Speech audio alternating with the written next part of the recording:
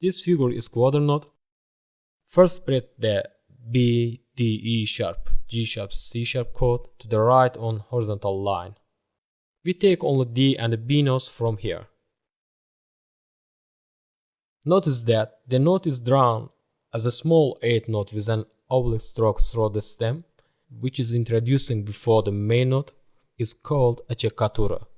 An acciaccatura sometimes confused with an appoggiatura. First of all, I want to clarify about the difference between these two. The appoggiatura was formerly classified into long appoggiatura and short appoggiatura, but modern writers seem to consider the term short appoggiatura to be synonymous with acciaccatura.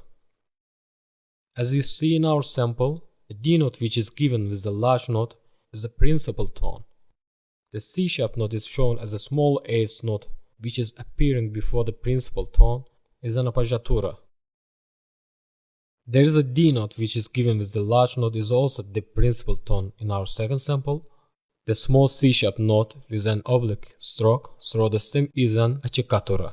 The difference between acciaccatura and appoggiatura is that an acciaccatura has an oblique stroke through the stem, as well as they have different sounding. If before the principal tone has an appoggiatura, in this case an appoggiatura is more accentuated than the principal tone. So C sharp is more accentuated than D. If before the principal tone has an acciaccatura, in this case the principal tone is more accentuated than an acciaccatura. The D is more accentuated than C sharp in our second sample.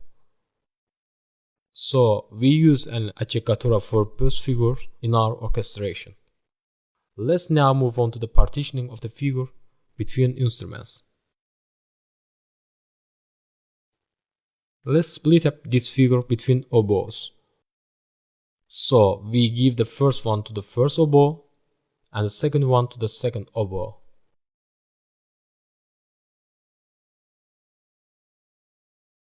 As you see, our figures are quarter notes, but we must play them with short duration because there are staccato marks on the top of the nose. The general mission of this figure is to accentuate other figures. So why we choose the oboe? Oboes are easy to hear over other instruments in the orchestra due to its penetrating sound while playing staccatos, especially in the high and the higher register. Therefore, it is an important instrument for composers which accentuates the bright and clear properties of the other instruments. This mission of oboe you can see in a different orchestral works of famous composers. The dynamic marking is mezzo forte.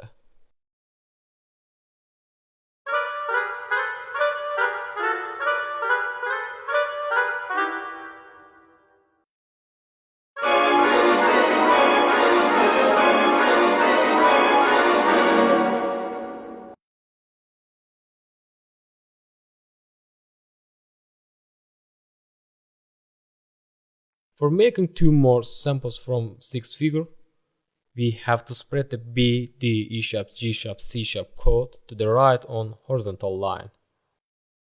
Then connect it with one octave lower version. I would like to notice that this expansion is 4 harps score. Let's first talk about the harp. Because it is very dangerous writing for harp score if you don't know about it.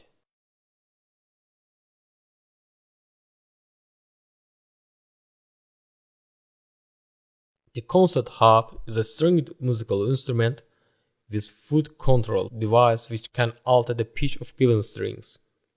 The range of instrument is from C flat 1 in the bass clef to G sharp 7 in the treble clef. As with the piano, harp notation is written on 2 staves and is non-transposing. The lower staff is in bass clef, the upper in treble clef. If required by the range, both staves can be in the same clef, either bass or treble. The modern orchestral harp has 47 strings and 7 pedals, which raise or lower each pitch class of strings. There are different manufacturers of harp, but they differ in regard to their size and the range. For example, 46 strings, 40 strings pedal harps. For all type of harps are using the same notation principles. Harp sounds as written. There are two major things that you need to remember when writing for harp: strings and pedals. Let's start to analyze the strings.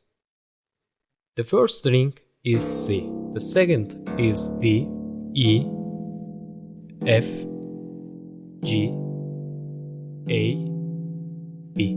Then again C, D, E, F, G, A, B. And this series of strings is continued until the G7.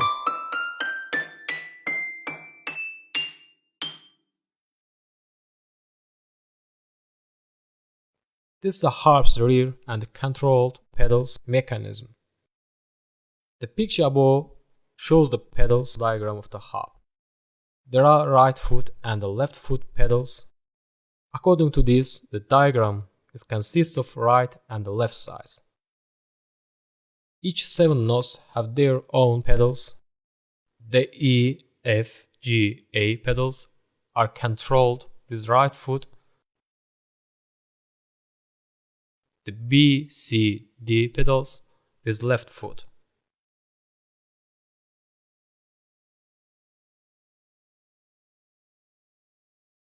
Notice that the crossed line shows our harp.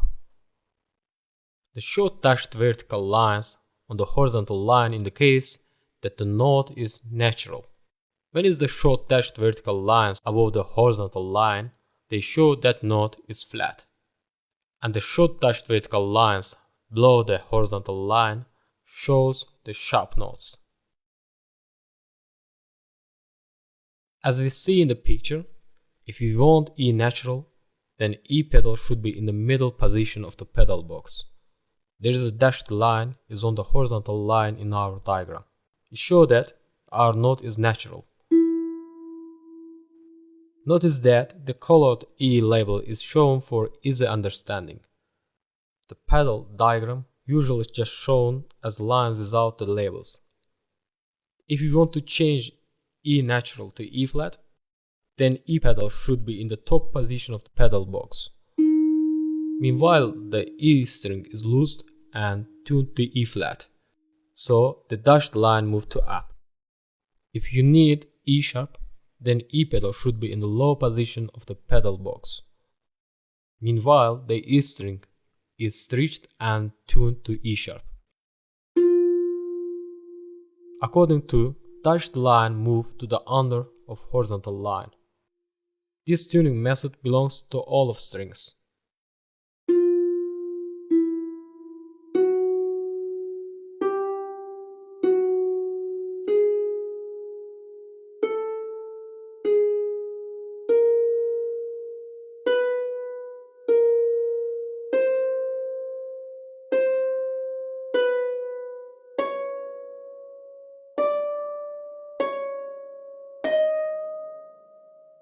For clear understanding, let's set up D flat major in the diagram.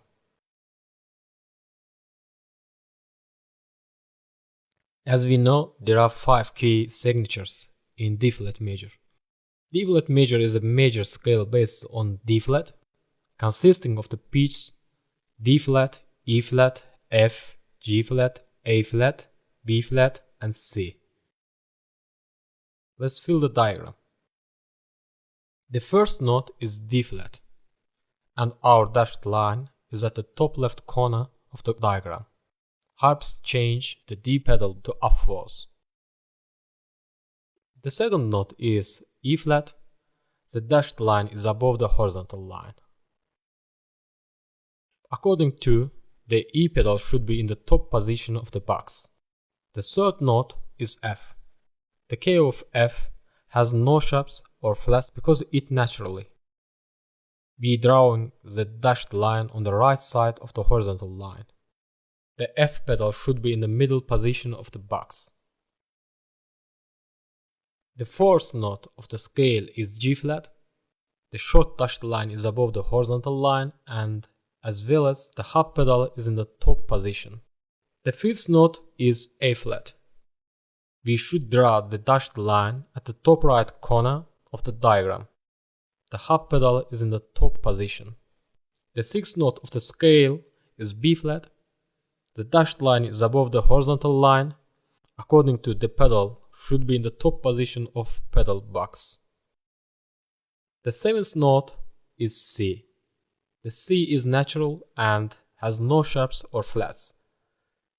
We draw the dashed line on the left side of horizontal line. Harps keeps the C pedal in the middle position. Thus, our D flat measure is set up very well. As you remember, when we told about the using of enharmonic change, declared that the harp also has this property. Now is the time to tell that the harp string has no ability to tune to the different pitches at the same time, but we can get one pitch in two different strings. It's called enharmonic change. Let's explain. For example, if tune the C string to C sharp and D string to D flat,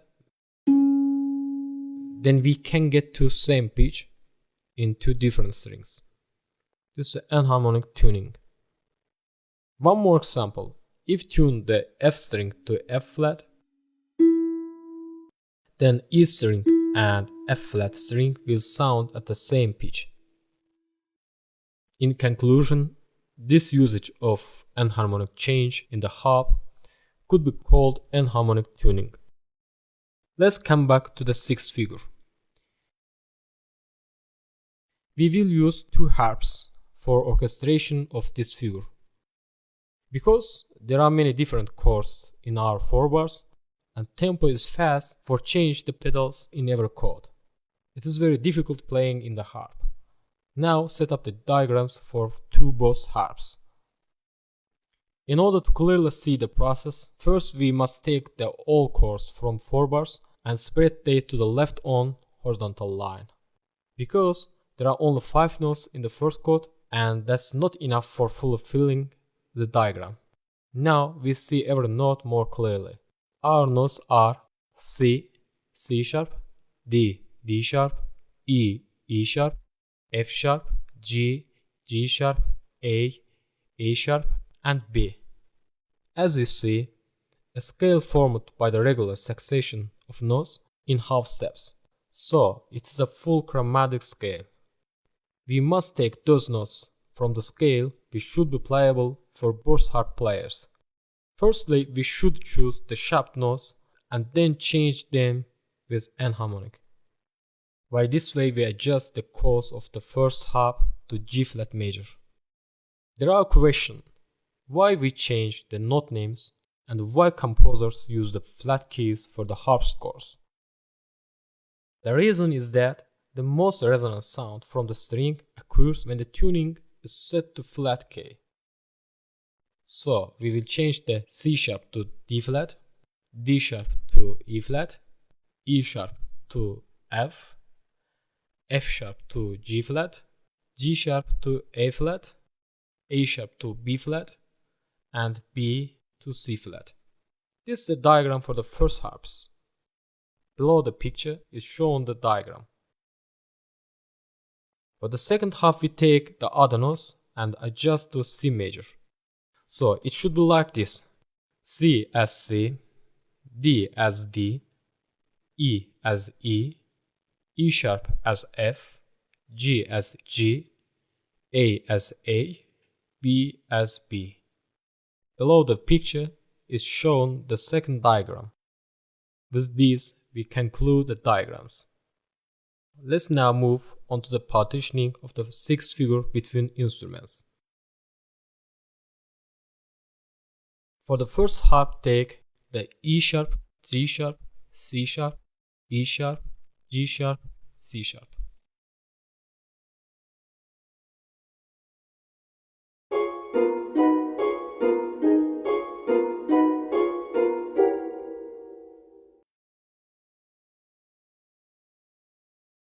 For the second harp, take the D in octave.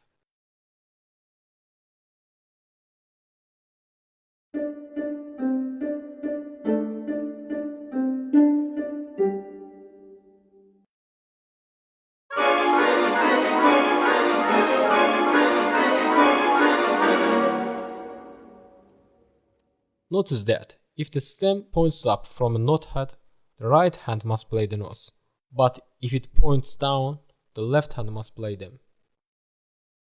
Dynamic marking is forte.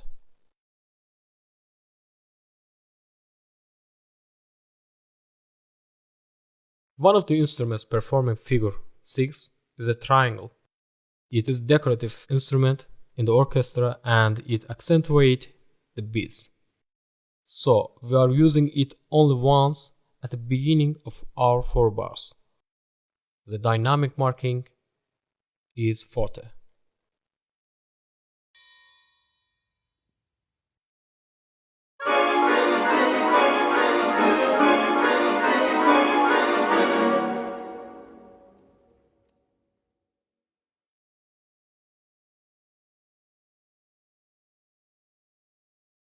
So we done the 6th figure, and the splitting, transforming and the partitioning steps of the first line were completed.